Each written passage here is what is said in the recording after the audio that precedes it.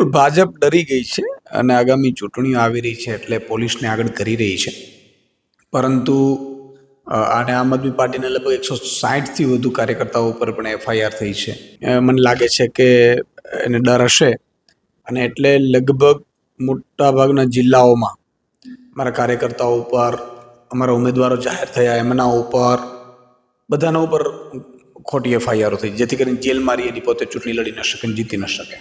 ગજબ છે. આખા પેપર લીકો થાય છે ને પેપર લીક કરનારા ભાજપના સભ્યો છે એવું સાબિત થઈ ગયું અને એને પાછા પદ ને હોદ્દા મળે છે. અંદર છે એ 2 પગવાળા છે, 4 પગવાળા છે, એક તો એ સવાલ છે. અને એટલા માટે આ આમ આદમી તો નિમિત્ત છે પણ લોકોની જીત હશે.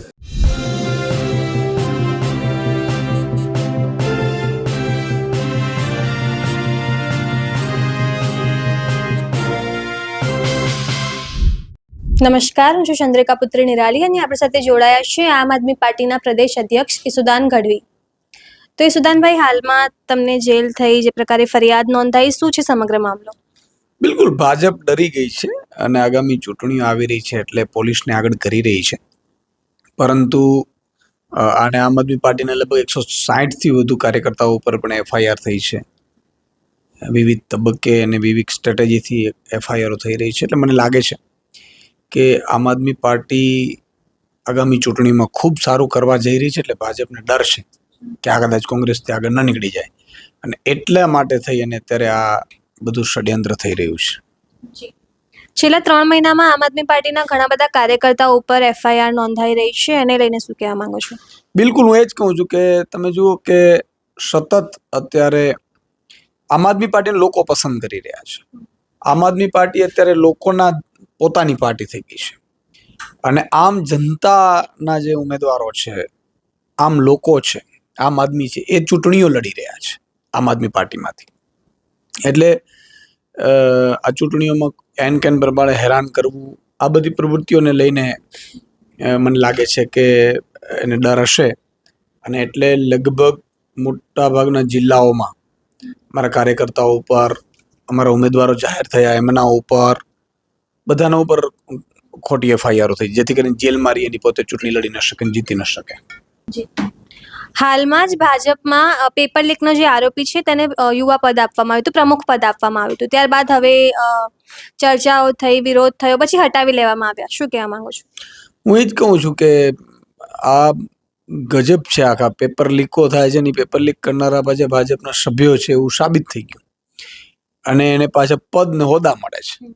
એટલે એ જે યુવાનો છે બેરોજગાર 50 લાખ, એમના મમ્મી પપ્પા, એમના ખૂબ ખોટો મેસેજ ગયો છે પાર્ટીને લઈને. કેગના રિપોર્ટમાં પણ બહાર આવ્યું છે કે 2300 કિલોથી વધારાનું ડ્રગ્સ ઉંદર ખાઈ ગયા, જે અફીણ હતું એ બાષ્પીભવન થઈ ગયું.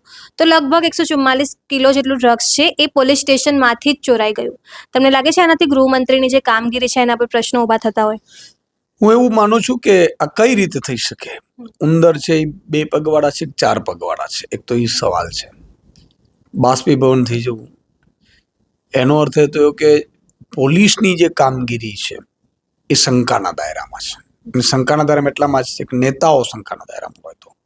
એટલે મને લાગે છે કે આ પહેલા પણ તમે જુઓ નહેરો જે છે એ તૂટવા માંડી હતી તો ઉંદર ખાઈ ગયા છે નહેરોને પણ. એટલે આ બધી બાબતો શંકા ઉપજાવે એવી છે અને એમાં ખરેખર વિચારવા જેવું છે અને જનતામાં પણ આ મુદ્દો અત્યારે હોટ ટોપિક છે. કેજરીવાલજીએ સીએમ ભૂપેન્દ્ર પટેલને પત્ર લખ્યો હતો, એનો કોઈ જવાબ આવ્યો છે? ના, હજી નથી આવ્યો. મુખ્યમંત્રી શ્રીને પત્ર લખ્યો છે પૂર્વ મુખ્યમંત્રી દિલીન અરવિંદજીએ, પરંતુ એમનો કોઈ હજી જવાબ નથી આવ્યો. સ્થાનિક સ્વરાજની ચૂંટણીને લઈને આમ આદમી પાર્ટીની કેવી તૈયારી છે? આ વખતે લાગે છે કે વધારે સીટ હાંસિલ કરી શકશે? બિલકુલ, જુઓ, અમે બધા અત્યારે જે ઉમેદવારો ઉભા રાખ્યા છે એ આમ જનતામાંથી રાખ્યા છે. અમારે લગભગ 3,000 ઉમેદવારો જાહેર થઈ ગયા છે. હજી ભાજપ કોંગ્રેસના કોઈ જાહેર નથી થયા અને આગામી 2 દિવસમાં બીજું લિસ્ટ પણ અમે તૈયાર કરી રહ્યા છીએ. એટલે મને લાગે છે કે આમ આદમી પાર્ટી એ આમ લોકોની પાર્ટી છે ને આમ જનતા પોતે ચૂંટણી લડી રહી છે અને લોકો પોતે આ વખતે જીતવા નીકળ્યા છે અને એટલા માટે આ આમ આદમી તો નિમિત્ત છે પણ લોકોની જીત હશે અને ખૂબ મોટી સંખ્યામાં લોકો ચૂંટાઈને આવશે આમ આદમીના. જી સર, ધન્યવાદ. તો આ હતા આપણી સાથે ઈસુદાન ગઢવી. તમે આ તમામ મુદ્દે શું વિચારો છો કમેન્ટ કરીને જણાવો. અત્યાર માટે બસ આટલું જ. અમદાવાદથી સહયોગી સંદીપ સાથે હું નિરાલી.